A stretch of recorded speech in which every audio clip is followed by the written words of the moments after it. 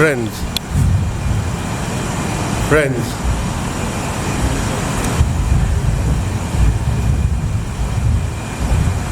it's exceedingly difficult and painful for me to speak about Sitaram Yechury in the past tense.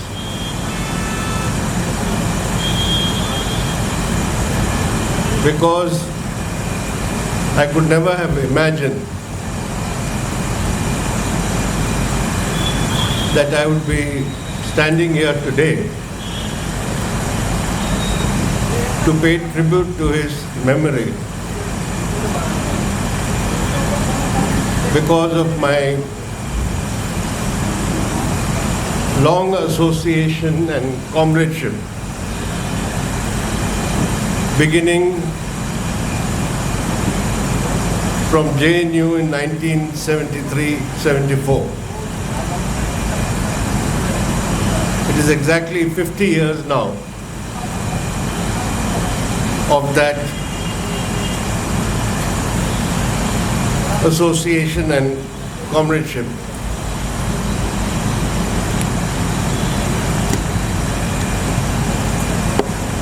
Which ended in the hospital on the 12th of September.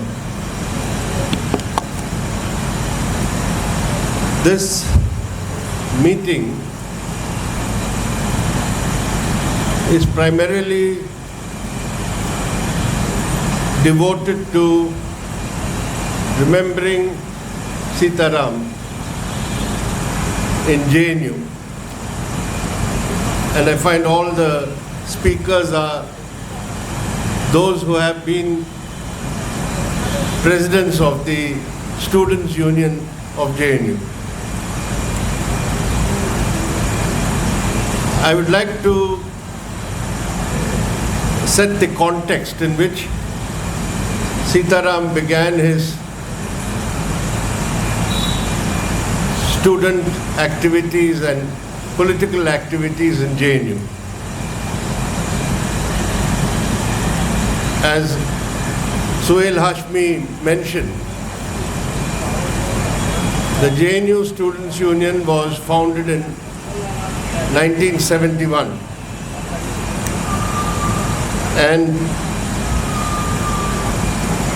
those of us who decided that we should have a Students Union also decided that it should be done in a way different from how students' unions are functioning and organized in other universities. We had the advantage because JNU was a new university, and we took it upon ourselves, we the students, to form the union through a democratic process of holding general body meetings of all the schools that existed at that time, creating a constitution committee, and then their draft of the constitution being put for discussion and approval by all the general body meetings of students of all the schools. And the first union elections was held in 1971, October. And this union was formed without any involvement of the university authorities. It was only the students. In fact, after the formation of the union, we went to the Vice Chancellor and told him that we have a union now and you have to give it recognition and see that every student who gets admission in the university, along with his tuition fees, has to pay a union fee. That is part of the becoming the member of the union. This first year of the university was, as I said, devoted to the formation of the union. And this union also was self-perpetuating because the elections to the union would be organized by an election commission which is elected by the students again, which has been done in all subsequent years. That was the year 1971-72. The second year, 72-73, was the year when we took up the whole question of what is the concept of this university. A university which was formed by an act of parliament. We said this has to be a genuinely national, pluralistic, inclusive university. And therefore we wanted a new admission policy. And it was the Students Union which framed this new admission policy, whereby students of deprived socio-economic backgrounds or coming from deprived regional backgrounds would get weightage in their entrance procedure, in the marks which are allotted. And this was achieved through a struggle by the union. And it is after that, in the year 73-74, when we had already established a democratic student organization and also a democratic admissions policy, that Sitaram Yechury got admission for his MA in economics in the year 73. That was the year I also happened to contest for the elections to the post of President of the Union. And Sitaram told me later that that was his first political activity, campaigning for my candidature for the Students Union. But from 1974, the year we worked to consolidate these gains in the university, to make the admission policy more workable, seeing that the student faculty committees, which was a new feature in any university, in all the centers there would be student faculty committees which would monitor, supervise the admissions and also take up all matters connected with student faculty affairs. We also decided on creating the structure to enable poorer students to be able to not only get admission, they have to be able to live and study in that university. I remember we organized our first strike on a charter of demands which said that the merit cum means scholarship of students, the monthly scholarship should be 100 rupees a month. And by that time we managed to get the scholarship to practically most of the MA students, apart from the PhD and research students. So Sitaram became an active participant in the Students Union affairs. I think he won an election to the councillorship of the Students Union from the School of Social Sciences and became the convener of the School of Social Sciences in that year. And of course he became active in the Students Federation of India, the SFI unit in JNU. But it is at that moment when we had started building further the democratic structure of the university. Some of the newer students of JNU would be surprised to know We had already got representation in the academic council. 2 students from each school were elected. We were negotiating with the university to get representation in the executive council and the court. And we were well ahead in that. This was part of the Charter of Demands. When the emergency came, we had a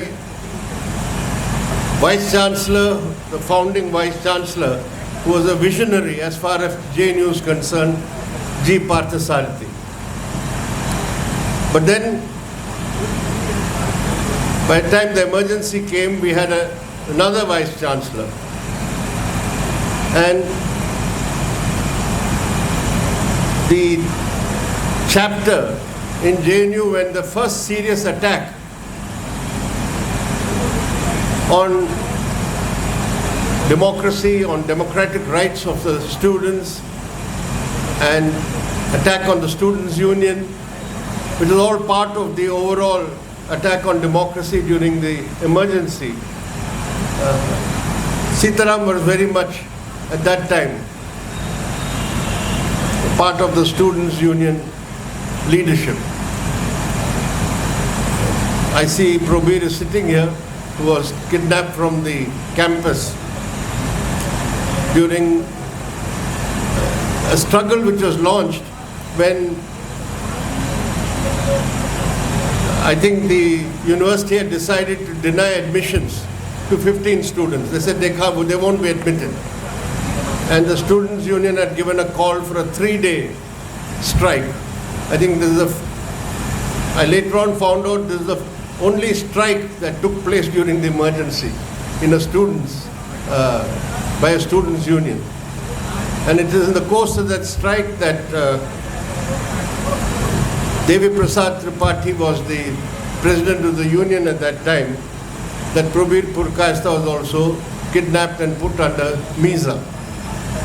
But many other students were arrested before that. I don't want to go into the whole experience of that, but I can tell you that JNU stood out at that time in its resistance to the emergency and the authoritarian attacks. Sitaram wrote at that time, later, I think, somewhere I read, of course there was a Congress student organization on campus at that time, NSUI, which was the only one supporting the emergency.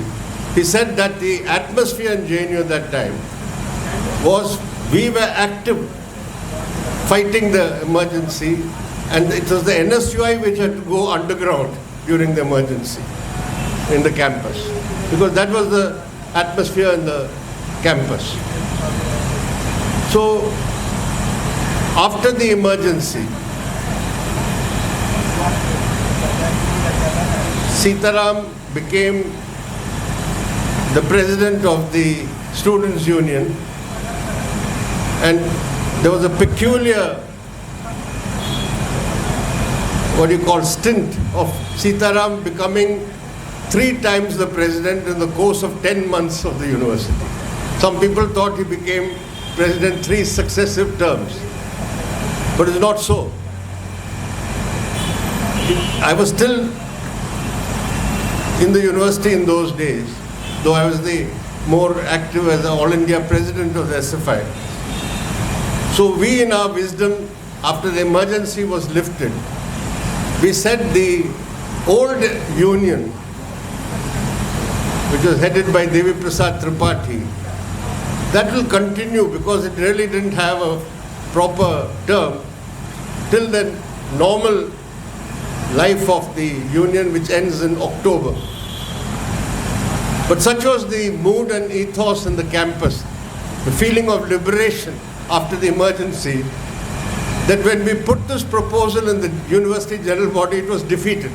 The students said, we want elections immediately. We can't wait till October. So that is the way Sitaram contested the first election. The first one after emergency, I think in March, April maybe, of 1977. And then he began the work of restoring all that was dismantled during the emergency. All the democratic rights, the rights of the Students Union, the admission policy, etc., etc. And along with that, the Students Union produced a document naming 4 people in the university authorities: the Vice Chancellor, B.D. Nag Chowdhury, the Registrar, one more person, and the Chief Security Officer, saying these 4 people were complicit during the emergency in implementing all the diktats of the government of India, the Indira Gandhi government, and they should be removed forthwith. And therefore a new struggle started. And since we said B.D. Nag Chowdhury cannot enter the campus, we closed his entry. He shut down the university. He declared the university closed sine die. And under Sitaram's leadership, the library, the hostels, the hostel messes, all of them functioned. And over a period of time, it was shown to the people of Delhi and the country that JNU is running. And as Sitaram said, it is the Vice Chancellor who's on strike. We are all working in the campus. But then we got some assurances that the government would remove B.D. Nag Chowdhury. Already Sitaram had led a delegation. Everybody knows that photograph of him reading out the memorandum against the Chancellor Indira Gandhi, who then stepped down from being the Chancellor. But it took some time, but later Nag Chowdhury also quit. The Vice Chancellor also quit. So what I'm saying is, Sitaram led this struggle for restoring to JNU what it was before the emergency. And this fight against the emergency and the fight for democracy was the major starting point of his political life and career. Now, years later, JNU is, as you all know, been under attack from the RSS and the BJP and the Modi government. And I recall Sitaram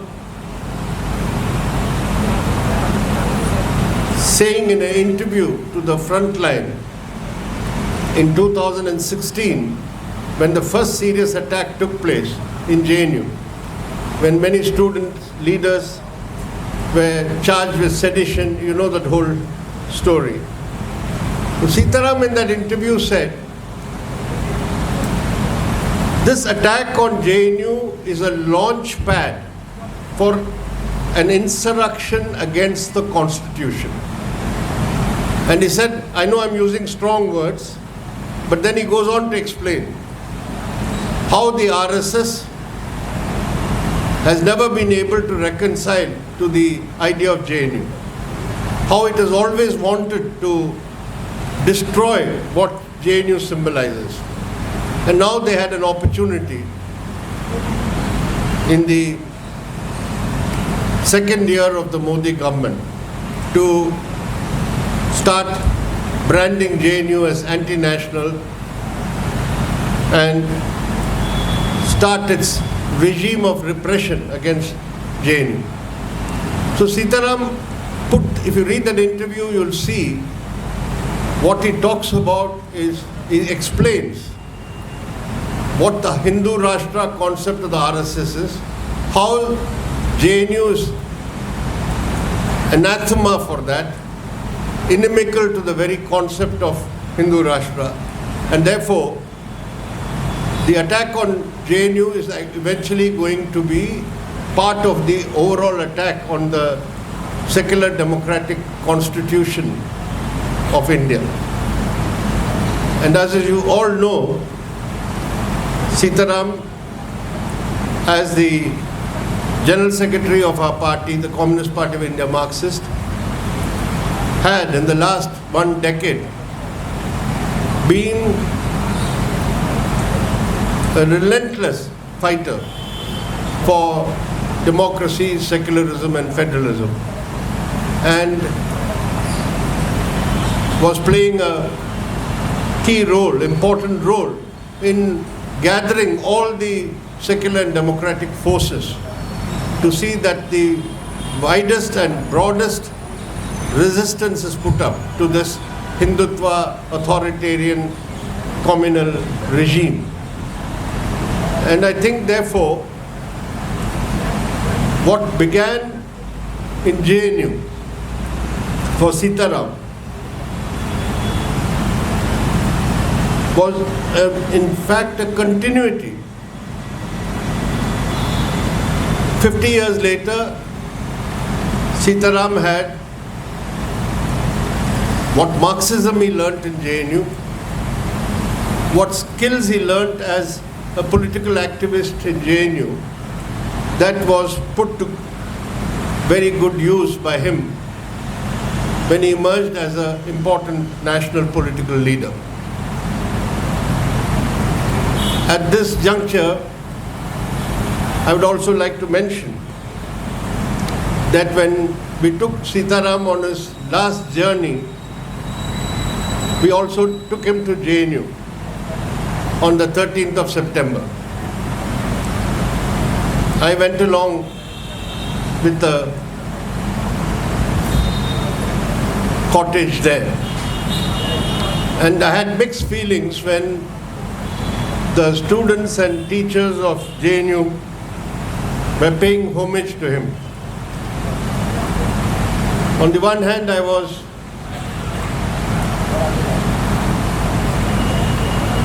filled with happiness and admiration because that fighting spirit in JNU I saw still continues. On the other hand, it was also for me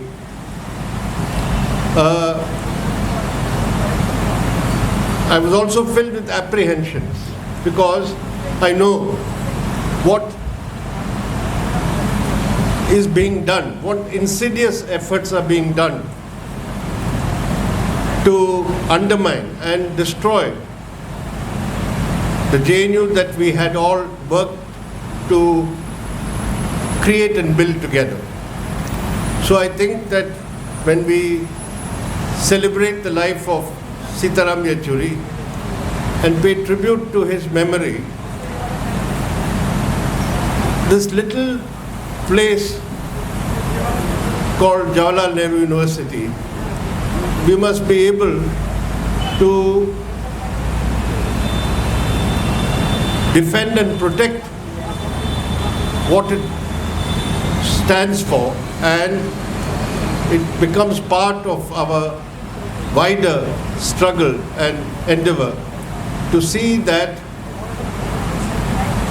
the idea that we want of India is not destroyed by the powers that be. That will be the best tribute that we can give Sitaram Yechury. Thank you.